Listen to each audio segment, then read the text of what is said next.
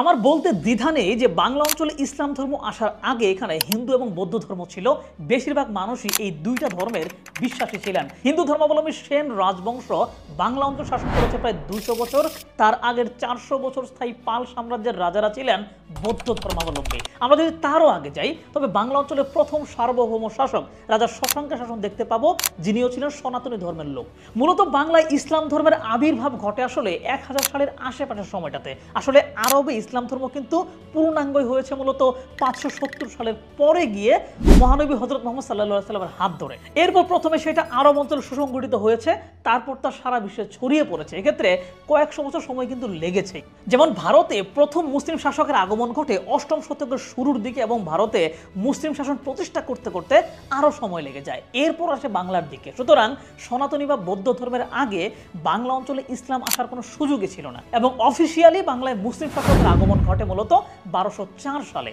ইখতিয়ারউদ্দিন মুহাম্মদ বিন বখতিয়ার খলজি নদিয়া জয়ের মধ্য দিয়ে এইটা শুরু করেন এবং বাংলায় হিন্দু ধর্মাবলম্বী সেন রাজাদের শাসন তখন শেষ হতে থাকে। এরপর ব্রিটিশরা আসার আগ পর্যন্ত কিন্তু বাংলায় মুসলিমদের শাসনই ছিল। এমনকি ইসলাম ধর্ম এই অঞ্চলে এমনভাবে জায়গা করে নেয় যে ব্রিটিশরা চলে যাওয়ার পরেও বাংলা অঞ্চলে মুসলিম আধিপত্য কমেনি। তো কিভাবে বাংলা অঞ্চলে ইসলাম ধর্মের প্রচার হলো, সেইটা কি ধর্মের সৌন্দর্যের কারণে নাকি তলোয়ারের জুড়ে, সেই ব্যাপারটা নিয়ে আমার অনুসন্ধান অব্যাহত রয়েছে। সেইটা নিয়ে দ্রুতই একটা ভিডিও বানাবো। তবে এই যে 1204 সালে বাংলায় মুসলিমদের শাসন শুরু হলো, এইটা কিন্তু শুরু হয়েছিল মূলত দিল্লির শাসকের অধীনে থেকে এবং 1338 সাল পর্যন্ত বাংলা অঞ্চল দিল্লির শাসনাধীনে ছিল। কিন্তু 1338 সালে এমন এক যুগের সূচনা হয় যখন এই বাংলা অঞ্চলে মুসলিম শাসকরা দিল্লির অধীনতা ছিন্ন করে স্বাধীনভাবে বাংলা শাসন করতে শুরু করে এবং সেইটা পরবর্তী 200 বছর অব্যাহত থাকে। প্রায় 200 বছর ধরে চলা এই শাসন আমলকে বলা হয় বাংলার স্বাধীন সুলতানি যুগ।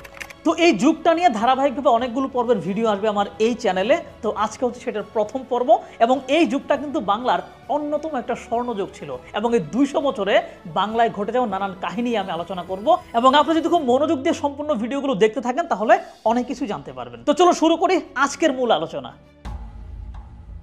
তো পাল রাজাদের শাসন চলাকালীন সময়ে কিন্তু বাংলায় সেন রাজবংশের শাসন শুরু হয়।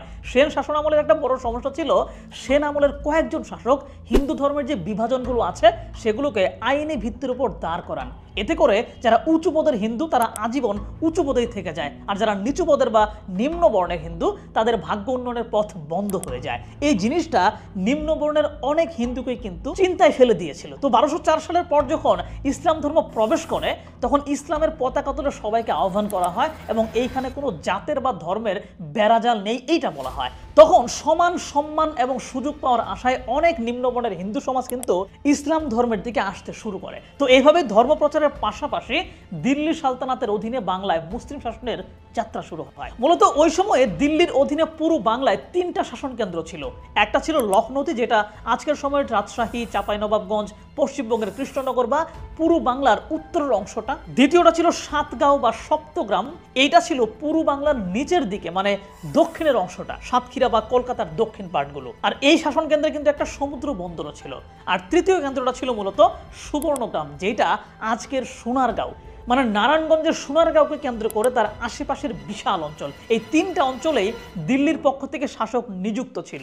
1337 সালের দিকে সোনারগাঁওয়ে নিযুক্ত শাসক ছিলেন বাহরাম খান, লখনৌতিতে ছিলেন কদর খান আর সাতগাঁওয়ে ছিলেন ইজ্জউদ্দিন খান।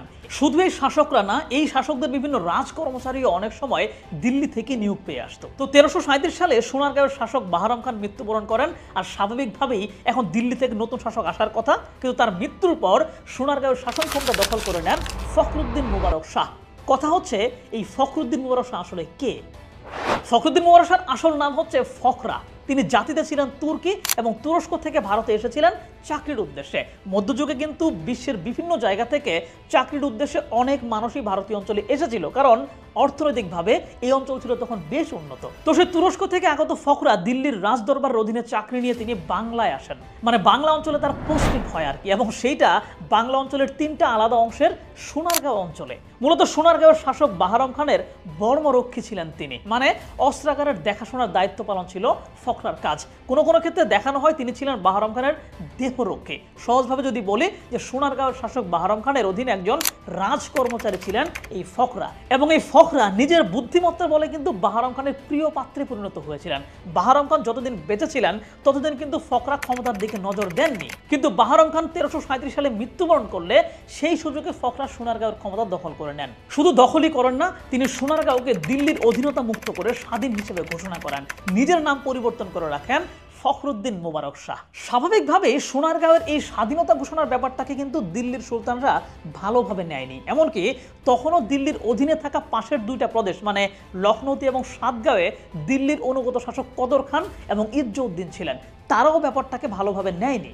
আর দিল্লি সহ পাশের শাসকরাও যে ফখরুদ্দিনের এই ক্ষমতা দখলকে ভালোভাবে নেবে না এবং সোনারগাঁও আক্রমণ করবে, এইটা ফখরুদ্দিনও ভালো করেই জানতেন। তারপরও তিনি কেন স্বাধীনতা ঘোষণা করলেন? মূলত স্বাধীনতা রক্ষা করার মতো তার কিছু কৌশল জানা ছিল। বাংলার প্রাকৃতিক পরিবেশের এক চমৎকার ব্যবহার করেছিলেন ফখরুদ্দিন তার স্বাধীনতা ধরে রাখতে। তো কিছুদিন পরেই লখনৌতির শাসক কদর খান এবং সাতগাঁওয়ের শাসক ইজ্জউদ্দিন খান মিলে সোনারগাঁওয়ের দিকে অভিযান পরিচালনা করেন। ওদিকে সম্মিলিত বাহিনীর সাথে পেরে উঠবেন না দেখে ফখরুদ্দিন তার বাহিনী এবং কিছু প্রয়োজনীয় সম্পদ নিয়ে রাজপ্রাসাদ ছেড়ে অন্যত্র চলে যান। যেহেতু ভৌগোলিকভাবে সোনারগাঁও এমন এক জায়গায় অবস্থিত যেখানে অনেক জলাভূমি আছে, তাই সোনারগাঁওয়ের রাজার দক্ষ নৌবাহিনী ছিল, যেটা আবার সাতগাঁও কিংবা লখনৌতিতে ছিল না। তো ফখরুদ্দিন তার বাহিনী নিয়ে মেঘনা নদী পার হয়ে ওই পারে নিরাপদ জায়গায় অবস্থান নেন এবং গুপ্তচরের মাধ্যমে রাজ্যের সাথে যোগাযোগ রক্ষা করেন। এদিকে কদর খান সোনারগাঁও আক্রমণ করতে এসে কাউকে না পেয়ে আর যুদ্ধই করতে পারলেন না। সোনারগাঁওয়ের ধন সম্পদগুলো লুট করলেন এবং অপেক্ষা করতে থাকলেন যে কখন ফখরুদ্দিন মোবারক শাহ ফিরে আসে। কিন্তু ফখরুদ্দিন মোবারক শাহ আসেন না। যেহেতু ফখরুদ্দিনের নৌবাহিনী বেশ শক্তিশালী, তাই তিনি বর্ষাকাল আসার জন্য অপেক্ষা করতে লাগলেন। যেহেতু বর্ষাকালে সোনারগাঁও অঞ্চলের সকল জলাভূমি পানিতে ভরে যাবে এবং তার নৌবাহিনী তখন বেশ সুবিধা করতে পারবে, এই অপেক্ষাতেই রইলেন তিনি। আর সোনারগাঁও এর মধ্যে দুইটা ভিন্ন ঘটনা ঘটে গেল। তখনকার সময়ের নিয়ম ছিল সৈন্যরা কোনো রাজপ্রাসাদ বা রাজ্য দখল করলে সেখানে থাকা ধন সম্পদের একটা ভালো অংশ উপহার হিসেবে সৈন্যরা পায়। কিন্তু সোনারগাঁও আক্রমণে এসে তো কদর খানের বাহিনীর কোনো যুদ্ধ করতে হয়নি, তাই কদর খান তার সৈন্যদের সম্পদের ভাগ দিতে চাইলেন না। এতে করে সৈন্যদের মধ্যে একটা অসন্তুষ্টি দেখা দেয়। আর এই খবর পেয়ে যান ফখরুদ্দিন মোবারক শাহ এবং খবর পেয়ে তিনি কিছু কৌশল পরিকল্পনা করতে থাকেন। এদিকে আবার ধীরে ধীরে বর্ষাকাল শুরু হওয়ায় নতুন আবহাওয়ার মধ্যে কদর খানের বাহিনী খুব একটা স্বাচ্ছন্দ্য বোধ করছিল না।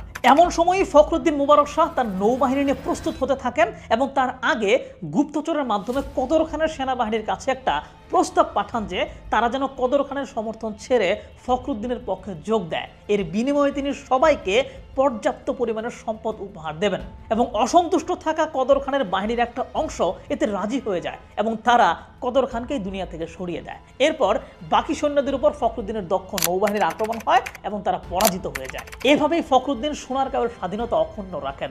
প্রাসাদে ফিরে এসে তিনি কদর খানের যেই সমস্ত সেনা ফখরুদ্দিনকে সহায়তা করেছিল তাদেরকে পর্যাপ্ত পরিমাণে ধন সম্পদ উপহার দেন। আর এভাবেই বাংলার স্বাধীনতার যাত্রা শুরু হয়। কদর খান যেহেতু প্রাণ হারিয়েছেন, তাই ফখরুদ্দিন ভাবলেন যে কদর খানের শাসনে থাকা লখনৌতি তো এখন তার হয়ে গেছে, তাই তিনি লখনৌতিতে নিজের প্রতিনিধি প্রেরণ করেন। কিন্তু লখনৌতিতে কদর খানের যে সেনাপতি আলী মুবারক, তিনি ইতিমধ্যেই লখনৌতির ক্ষমতা দখল করে ফেলেছেন এবং তিনি প্রস্তুতি নিয়ে অপেক্ষা করছিলেন যে ফখরুদ্দিনের পক্ষ থেকে যে আসবে তাকে মোকাবেলা করার। এবং আলী মুবারক ফখরুদ্দিনের প্রতিনিধিকে পরাজিত করে লখনৌতি রক্ষা করেন। এরপর আরও কয়েকবার কিন্তু ফখরুদ্দিন অন্য দুইটা রাজ্য মানে সাতগাঁও এবং লখনৌতিকে তার সাম্রাজ্যভুক্ত করার জন্য অভিযান পরিচালনা করেন, কিন্তু সফল হতে পারেন নাই। এরপর তিনি পূর্ব দিকে সীমানা বৃদ্ধি করার সিদ্ধান্ত নেন, মানে কুমিল্লা, চাঁদপুর, চট্টগ্রাম ইত্যাদি এসব জায়গা ফখরুদ্দিন দখল করেন এবং বিশাল সাম্রাজ্য গড়ে তোলেন। চট্টগ্রাম বন্দর নিয়ন্ত্রণে নেন এবং সেখানকার জাহাজ শিল্প থেকে তিনি প্রচুর পরিমাণে অর্থ আয় করেন। সিলেট অঞ্চল জয় করতে গিয়ে সেখানকার হজরত শাহজালাল রহমতুল্লাহ আলাইহির সাথে সন্ধি করে ফিরে আসেন। মানে আমাদের আজকের কুমিল্লা এবং চট্টগ্রাম অঞ্চল কিন্তু ফখরুদ্দিন মোবারক শাহী বাংলার অন্তর্ভুক্ত করেছিলেন। তিনি নিজের নামে মুদ্রাও চালু করেছিলেন। তার সময় বাংলার অর্থনীতি ছিল খুবই সমৃদ্ধ। ইসলাম ধর্মের প্রচারে তিনি সুফি সাধকদেরকে ব্যাপক পৃষ্ঠপোষকতা দেন। বিদেশি পর্যটক কখনো বাংলা অঞ্চল ঘুরতে আসলে তার সকল খরচ তিনি সরকারিভাবে বহন করেন। তবে তার একটাই ব্যর্থতা, তিনি পুরো বাংলাকে স্বাধীন রাজ্যের অন্তর্ভুক্ত করতে পারেননি। সেই কাজ করেন আরেকজন শাসক, যার নাম শামসুদ্দিন ইলিয়াস শাহ। শামসুদ্দিন ইলিয়াস শাহ তার শাসন শুরু করেন মূলত লখনৌতি থেকে। তিনি এতটাই প্রভাবশালী শাসক ছিলেন যে পুরো বাংলা তার অধীনে নেওয়ার পাশাপাশি তিনি দিল্লি আক্রমণের জন্য বের হয়েছিলেন। আশেপাশের সকল জায়গা দখল করে তিনি নেপাল এবং তিব্বতকেও জয় করে ফেলেছিলেন। কিন্তু ইলিয়াস শাহর ক্ষমতায় আসার ঘটনা আরো ইন্টারেস্টিং। একটু বখাটে টাইম ইলিয়াসটা কিভাবে এত বড় সাম্রাজ্য গড়ে তুলেছিলেন সে সম্পর্কে আলোচনা করব পরের পর্বে। আশা করি সাথেই থাকবেন।